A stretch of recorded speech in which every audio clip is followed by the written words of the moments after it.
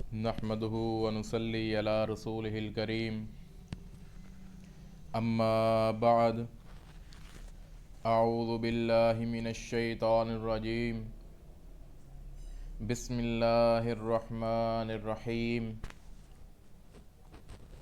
انسانی زندگی سراسر مجموعہ ازداد ہے، ایک پل میں خوشی اور راحت اور دوسرے پل میں ہی مصیبت اور تکلیف۔ انسان کو اس دنیاوی زندگی کے اندر جہاں خوشیاں ملتی ہیں، وہیں انسان کو مصائب اور مشکلات کا سامنا بھی کرنا پڑتا ہے۔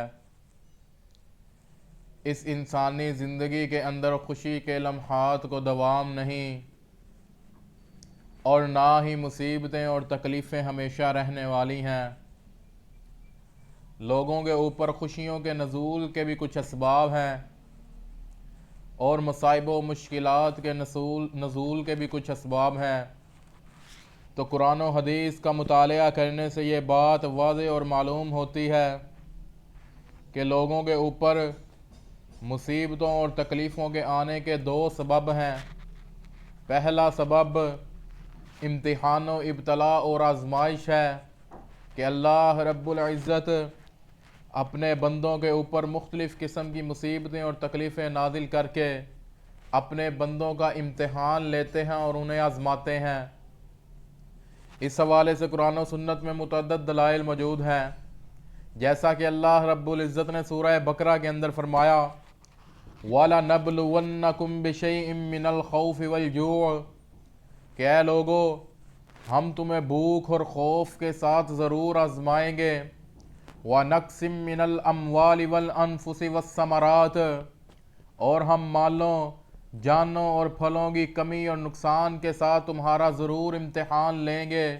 وَبَشِّرِ الصَّابِرِينَ اور صبر کرنے والوں کے لیے خوشخبری ہے۔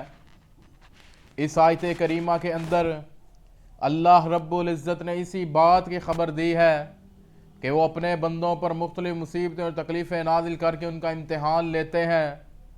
رب تعالیٰ کا اپنے بندوں میں یہی دستور اور طریقہ ہے، کیونکہ اگر لوگوں کے لیے ہمیشہ خوشی رہے اور ان پر کوئی مصیبت اور تکلیف نہ آئے تو معاملہ خلط ملط ہو جاتا ہے، جو کہ فساد اور خرابی ہے۔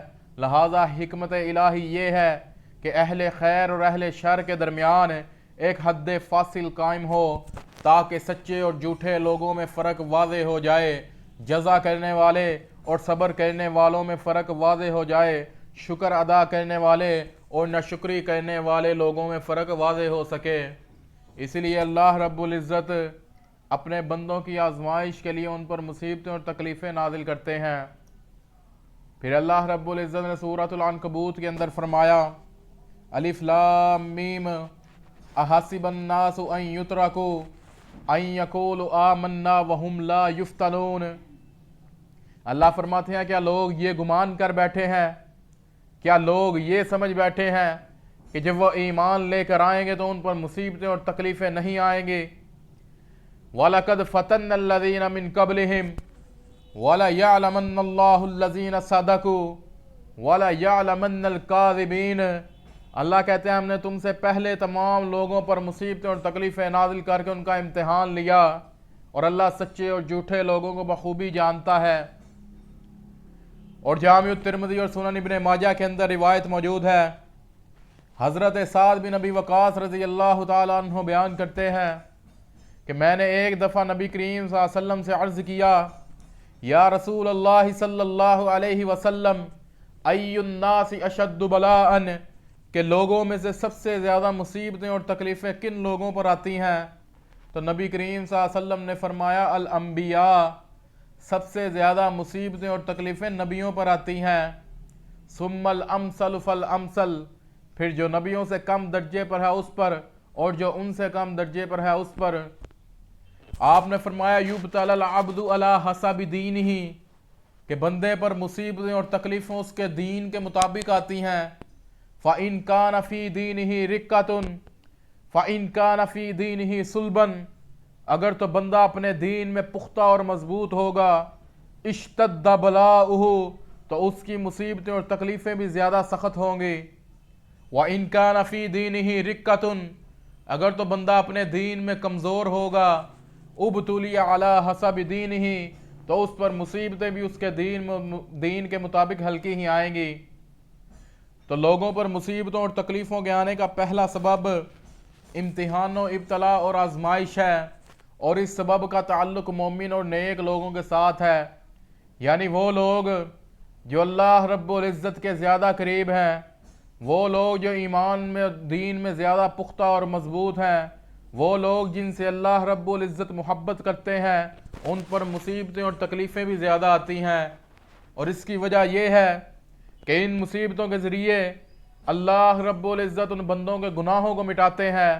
اٹھائیے جامع الترمذی، نبی کریم صلی اللہ علیہ وسلم نے فرمایا وَمَا يَبْرَحُ الْبَلَاءُ بِالْعَبْدِ، کہ مصیبت اور تکلیف ہمیشہ مومن بندے کے ساتھ چمٹی رہتی ہے، حتیٰ یترکہ، یہاں تک کہ وہ مصیبت اس بندے کو اس حالت میں چھوڑتی ہے، یمشی علی الارض، وہ بندہ زمین پر چل رہا ہوتا ہے، وما علیہ من خطیۃ، اور اس کے ذمے کوئی گناہ باقی نہیں رہتا۔ ان مصیبتوں کے ذریعے اللہ رب العزت لوگوں کے گناہوں کو مٹاتا ہے۔ اور صحیح البخاری میں روایت ہے، حضرت ابو ہریرہ رضی اللہ تعالیٰ عنہ بیان کرتے ہیں کہ نبی کریم صلی اللہ علیہ وسلم نے فرمایا مومن کے لیے خیر ہی خیر ہے، مسلمان کا ہر معاملہ ہی بلائی والا ہے۔ آپ نے فرمایا مسلمان کو پہنچنے والی ہر قسم کی مصیبت اور تکلیف اس کے بدلے میں اللہ رب العزت اس کے گناہوں کو مٹا دیتے ہیں۔ آپ نے فرمایا حتی الشوکۃ یصیبہ، یہاں تک کہ ایک کانٹا بھی اگر مسلمان کو چبھتا ہے تو اس کے ذریعے اللہ رب العزت اس کے گناہوں کو مٹا دیتا ہے۔ تو اس پہلے سبب کا تعلق مومن اور نیک لوگوں کے ساتھ ہے۔ مصائب و مشکلات کے آنے کا دوسرا سبب لوگوں کے گناہ، بداعمالیاں اور اپنی کرتوتیں ہیں۔ اللہ رب العزت نے سورہ شعراء کے اندر فرمایا وَمَا أَصَابَكُم مِّن مُّصِيبَةٍ فَبِمَا كَسَبَتْ أَيْدِيكُمْ، کہ لوگوں کو ان کی مالوں، جانوں، اولادوں، عزیزوں اور بدنوں میں پہنچنے والی ہر قسم کی مصیبت و تکلیف وہ ان کی اپنی بداعمالیوں اور گناہوں کا نتیجہ ہے۔ وَيَعْفُو عَن كَثِيرٍ، اور بہت زیادہ گناہوں سے تو اللہ درگزر کر دینے والا ہے۔ اور اللہ رب العزت نے سورہ روم کے اندر فرمایا ظہر الفساد فی البر والبحر بما کسبت ایدی الناس، کہ لوگوں کی بداعمالیوں اور گناہوں کی وجہ سے خشکی و تری میں فساد برپا ہو گیا اور خرابیاں پھیل گئی۔ لیذیقہم بعض الذی عملوا، تاکہ اللہ رب العزت لوگوں کو ان کے بعض گناہوں کا عذاب چکھا سکے، لعلہم یرجعون، شاید کہ لوگ اللہ کی طرف لوٹ آئیں۔ تو لوگوں پر مصیبتوں اور تکلیفوں کے آنے کا دوسرا سبب لوگوں کے اپنے گناہ، بداعمالیاں اور اپنی کرتوتیں ہیں، اور اس سبب کا تعلق گناہ گار اور کافی لوگوں کے ساتھ ہے۔ بہرحال اسلام ایک مکمل دین اور ضابطۂ حیات ہے۔ دین اسلام نے ہر مسئلے کے اندر ہماری رہنمائی فرمائی۔ اب غور کرنے کی بات یہ ہے کہ مصائب و مشکلات کے حل کے لیے دین اسلام نے ہمیں کیا سکھلایا۔ تو قرآن و سنت کا مطالعہ کرنے سے پتہ چلتا ہے کہ مصائب و مشکلات کے حل کے لیے دین اسلام نے ہمیں بہت سارے کرنے والے اعمال سکھلائے ہیں، جن میں سے میں صرف 5 بیان کرنا چاہتا ہوں۔ سب سے پہلا عمل نبی کریم صلی اللہ علیہ وسلم کی نافرمانی سے مکمل طور پر اجتناب کیا جائے۔ اللہ کے غضب، ناراضگی اور عذاب سے بچنے کے لیے ضروری ہے کہ ہم نبی کریم صلی اللہ علیہ وسلم کی مخالفت سے دور رہیں۔ اللہ رب العزت نے سورہ نور کے اندر فرمایا فَلْيَحْذَرِ الَّذِينَ يُخَالِفُونَ عَنْ أَمْرِهِ، کہ ان لوگوں جو لوگ نبی کریم صلی اللہ علیہ وسلم کی نافرمانی کرتے ہیں، ان لوگوں کو اس بات سے ڈرنا چاہیے ان تصیبہم فتنۃ، یہ کہ ان کو کوئی مصیبت اور تکلیف پہنچے گی، او یصیبہم عذاب علیم، یا ان لوگوں کو دردناک عذاب دیا جائے گا۔ اور مسند احمد میں روایت ہے، عبداللہ بن عمر رضی اللہ تعالیٰ عنہ بیان کرتے ہیں کہ نبی کریم صلی اللہ علیہ وسلم نے فرمایا جعل الصغار والذلۃ علی من خالف امری، کہ ذلت و رسوائی اس شخص کا مقدر بن جاتی ہے کہ جو میرے حکم کی نافرمانی اور مخالفت کرتا ہے تو نبی کریم صلی اللہ علیہ وسلم کا نافرمان آخرت سے پہلے ہی اس دنیا کی زندگی کے اندر اپنے آپ کو عذاب الہی کے لیے پیش کر دیتا ہے۔ تو دنیاوی مصائب و مشکلات سے بچنے کے لیے ضروری ہے کہ ہم نبی کریم صلی اللہ علیہ وسلم کی نافرمانی اور مخالفت سے بچیں۔ مصائب و مشکلات کے حل کے لیے کیا جانے والا دوسرا کام کہ ہمیں گناہوں سے بچنا چاہیے، کیونکہ ہم پر مصیبتیں ہمارے گناہوں کی وجہ سے آتی ہیں۔ علی بن ابی طالب رضی اللہ تعالیٰ عنہ کا قول ہے، کہتے ہیں ما نزل بلاء الا بذنب، کہ جو کوئی بھی مصیبت اور تکلیف نازل ہوتی ہے وہ بندے کے کسی نہ کسی گناہ کی وجہ سے ہوتی ہے۔ اور امام ابن القیم رحمہ اللہ لکھتے ہیں کہ گناہوں کی سزاؤں میں سے ایک سزا یہ ہے کہ اللہ رب العزت بندوں سے نعمتوں کو چھین لیتے ہیں اور ان پر مصیبتیں اور تکلیفیں نازل کرتے ہیں۔ تو مصائب و مشکلات سے بچنے کے لیے ہمیں گناہوں سے بچنا چاہیے۔ مصائب و مشکلات کے حل کے لیے کیا جانے والا تیسرا کام کہ ہمیں ہر وقت اللہ رب العزت سے اپنے گناہوں کی معافی مانگتے رہنا چاہیے۔ اللہ کی ناراضگی، غضب اور عذاب سے بچنے کے لیے اور دنیاوی مصائب و مشکلات سے بچنے کے لیے ایک انتہائی مؤثر اور قوی چیز یہ ہے کہ ہم ہر وقت اللہ رب العزت سے اپنے گناہوں کی معافی مانگتے رہیں۔ اللہ رب العزت نے سورہ انفال کے اندر فرمایا ما کان اللہ لیعذبہم وانت فیہم، کہ جب تک نبی کریم صلی اللہ علیہ وسلم آپ لوگوں کے درمیان میں موجود ہیں تب تک اللہ رب العزت لوگوں پر عذاب کو نازل نہیں کریں گے۔ وما کان اللہ معذبہم، اور اللہ رب العزت اس وقت تک لوگوں پر عذاب کو نازل نہیں کریں گے وہم یستغفرون، جب تک وہ لوگ اللہ سے اپنے گناہوں کی معافی مانگتے رہیں گے۔ اور جامع ترمذی میں روایت ہے، نبی کریم صلی اللہ علیہ وسلم نے فرمایا العبد آمن من عذاب اللہ، کہ بندہ اس وقت تک اللہ کے عذاب سے بچا رہتا ہے مستغفر اللہ، جب تک وہ اللہ سے اپنے گناہوں کی معافی مانگتا رہتا ہے۔ تو ہمیں چاہیے کہ ہم ہر وقت اللہ رب العزت سے اپنے گناہوں کی معافی مانگتے رہیں۔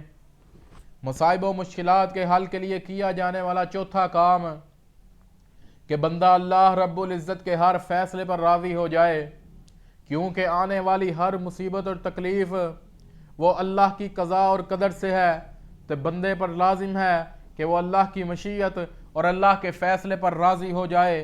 اس کے نتیجے میں اللہ رب العزت بھی اس بندے سے راضی ہو جائیں گے۔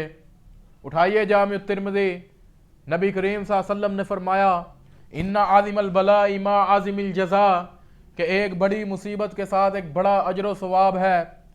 آپ نے فرمایا ان اللہ اذا احب قوما، اللہ جن لوگوں سے محبت کرتے ہیں ابتلاہم، اللہ ان پر مصیبتیں اور تکلیفیں نازل کر کے ان کو آزماتے ہیں۔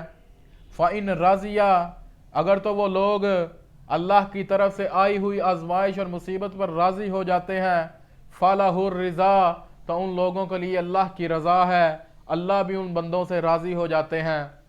فَإِن سَخِطَ، اگر وہ اس آزمائش پہ ناراض ہوتے ہیں فَلَهُ السَّخَطُ، تو ان لوگوں کے لیے اللہ کی ناراضگی ہے، اللہ بھی ایسے بندوں سے ناراض ہو جاتے ہیں۔ تو ہمیں چاہیے کہ ہم اللہ رب العزت کے ہر فیصلے پر راضی ہو جائیں، اس سے ہماری مصیبتیں ختم ہو جائیں گی اور ہماری مشکلیں آسان ہو جائیں گی۔ مصائب و مشکلات کے حل کے لیے کیا جانے والا پانچواں کام کہ نماز کے ذریعے اللہ رب العزت سے مدد مانگی جائے۔ اسی بات کا اللہ رب العزت نے سارے لوگوں کو حکم دیا، فرمایا وَاسْتَعِینُوا بِالصَّبْرِ وَالصَّلَاةِ، اے لوگو صبر اور نماز کے ذریعے اللہ سے مدد طلب کرو۔